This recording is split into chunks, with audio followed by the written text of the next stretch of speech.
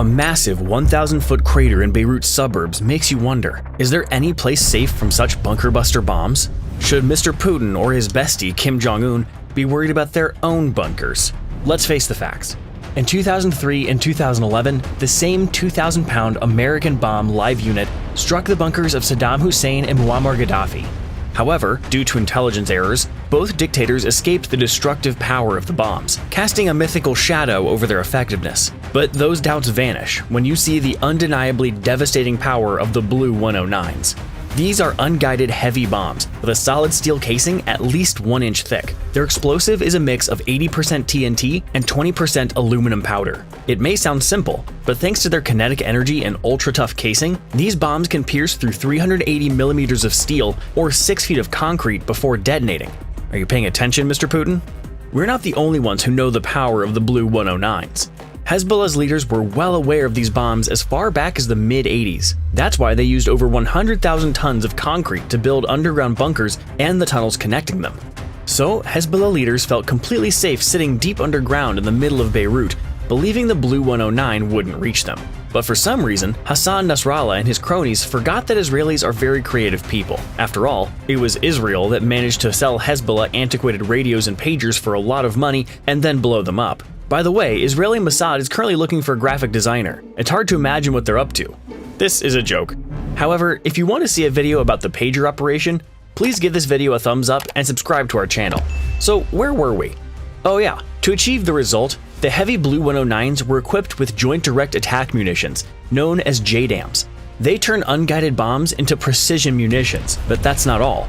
The Israeli Air Force used the tactic of daisy chaining. The idea was to first drop several bunker buster bombs on the target, and then use traditional high explosive bombs that hit the same holes in the concrete that appeared after the first strike. And it worked. The mission was accomplished, and the damage was even less than it could have been. Within a few seconds, dozens of rounds hit the target. It's hard to even imagine what was happening inside the Hezbollah bunker at the time of the strike. After all, the explosion of a high-explosive bomb in a closed space is similar to the blast of a Christmas firecracker in a glass. Never do it. While in fairy tales, villains usually live in a dense forest, in real life, bad guys prefer subterranean. But is the daisy chaining tactic suitable for hitting Putin's bunker? The challenge is that for 70 years, first the USSR and then Russia were gearing up for nuclear war.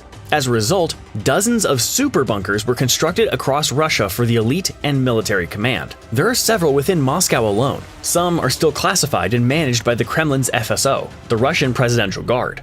For example, the bunker at Stalin's dacha in Kuntsevo, which is capable of withstanding the onslaught of a nuclear weapon's shockwave and minimizing the impact of radiation, is still secret. However, the construction of the bunkers was based on a unified Soviet standard, so one declassified bunker can be used to learn about the protective capabilities of others, including Bunker 1, which is located under the Kremlin. So, a typical bunker consists of 4 blocks tunnels connected by passages. The diameter of each tunnel is 31 feet. The concrete thickness of the bunker dome is 20 feet. Of course, the Blue 109 is a child's toy compared to this kind of protection.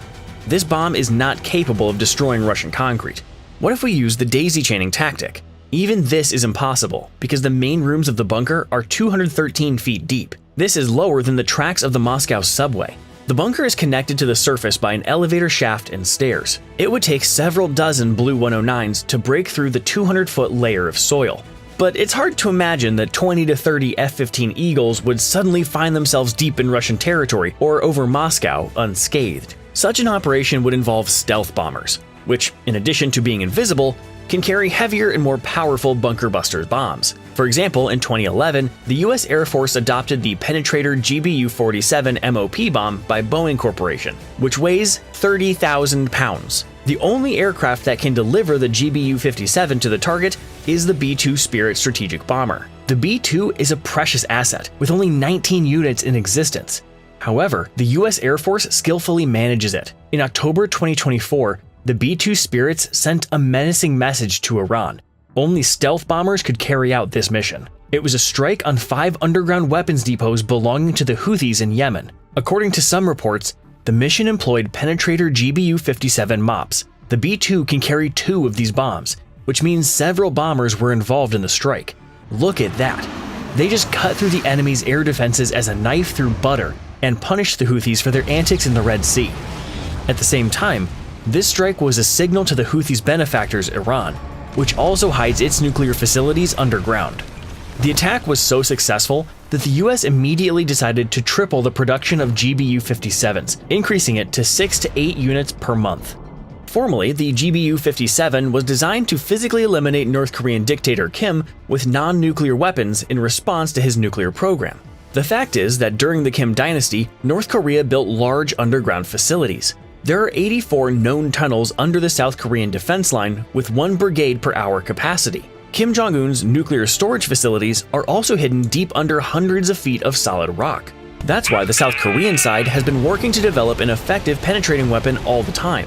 These efforts have recently resulted in the Hyunmoo-5 missile with an 8-ton warhead. The Hyunmoo-5 has a monstrous kinetic energy due to its fall, which is 10 times higher than the speed of sound. The impact of this missile can be compared to a tactical nuclear strike. Kim Jong-un's nuclear storage facilities and tunnels are under attack, but North Korea has many more underground fortifications of various sizes. It is believed that the North Korean Air Force has 3 underground air bases of enormous size. For example, the underground base in Wonsan has a runway that cuts through the mountain, 5,900 feet long and 90 feet wide.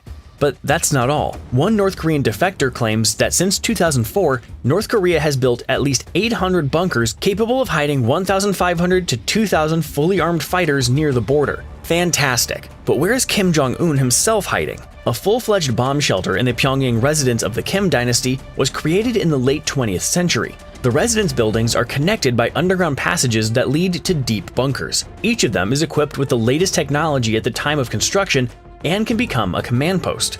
But Kim Jong-un probably doesn't trust outdated technology very much. According to Andre Chang, editor of the Hong Kong-based Kanwa Asian Defense Review, the young Korean dictator has built a new bunker in the bowels of Mount Paektusan. This is a sacred place for communists. Plus, it is very close to China, which is ready to provide Kim Jong-un with refuge in case of danger. Therefore, when the former Chief of Staff of the US Air Force, General Mark Welch, learned that the American GBU-57 carries 5,300 pounds of explosives, he exclaimed, "Dictator Kim will have nowhere else to hide from us. This is more than 10 times the explosive power of the Blue 109. After the 4th upgrade, the GBU-57 is able to penetrate the ground to a depth of 200 feet and destroy multi-level reinforced concrete floors with a total thickness of more than 65 feet. As you can see, these characteristics are entirely consistent with those of the Soviet-style Moscow bunkers. Putin is trembling, but no.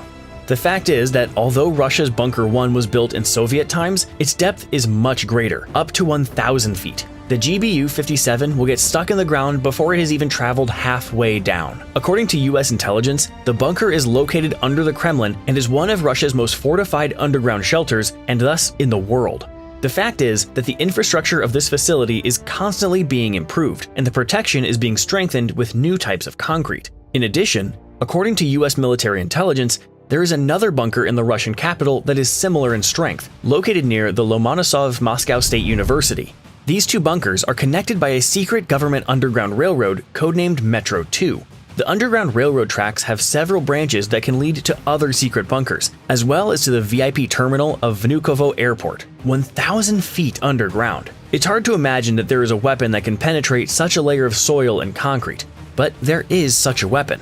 So let's meet the new American GBU-72 Advanced 5K Penetrator of 5,000 pounds caliber. It sounds threatening, but 5,000 pounds is much less than the 30,000 pounds of the GBU-57. Why is the 5K penetrator considered to be cooler? US Air Force representatives didn't disclose the characteristics of this bomb, but we managed to find out some things. First, due to its small size, the GBU-72 can be carried not only by bombers, but also by fighters. Secondly, the GBU-72 has a high penetration rate due to its heavy-duty shell.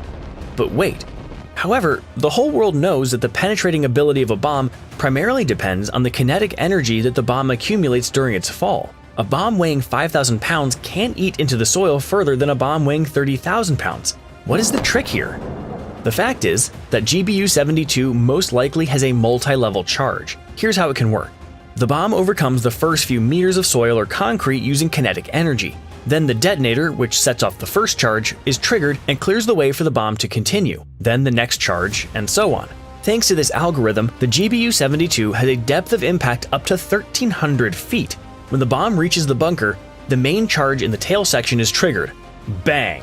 Oh, this is really a devilish thing. It's basically daisy chaining, just rolled into one. Of course, for this system to work properly, it requires extremely high accuracy of calculations and a large number of tests. The first and second were provided by computers. It is known that the creation of GBU-72 was accelerated by computer modeling. So, is Putin trembling? Yes, he is.